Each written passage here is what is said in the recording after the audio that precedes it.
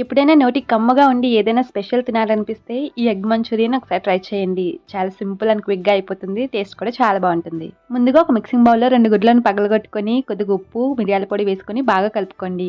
కడాయిలో నూనె వేడెక్కాక ఎగ్ మిక్సర్ వేసుకొని 2 నిమిషాల పాటు మూత పెట్టుకొని ఉడికించారంటే చక్కగా ఉడుకుతుంది. నచ్చిన షేప్‌లో కట్ చేసుకొని ఇందులో కారం, గరం మసాలా, రుచికి సరిపడా salt, half teaspoon corn flour, maida వేసుకొని కొద్దిగా వాటర్ స్ప్రింకిల్ చేసుకొని అంతా బాగా మిక్స్ చేసుకోవాలి. కడాయిలో డీప్ ఫ్రై సరిపడా ఆయిల్ వేసుకొని ఆయిల్ బాగా వేడెక్కాక మీడియంలో పెట్టుకొని ఆల్రెడీ మిక్స్ చేసుకున్న ఈ ఎగ్ మిక్సర్ అంతా వేసుకోవాలి. చక్కగా క్రిస్పీగా వేగాక తీసి కాసేపు పక్కన పెట్టుకోండి. చివరిగా కడాయిలో 1 టీ స్పూన్ ఆయిల్ వేసుకొని అందులో సన్నగా కట్ చేసుకున్న అల్లం, వెల్లుల్లి, ఉల్లిపాయ ముక్కలు, పచ్చిమిర్చి, కరివేపాకు వేసుకొని హై ఫ్లేమ్ లో వేయించాలి.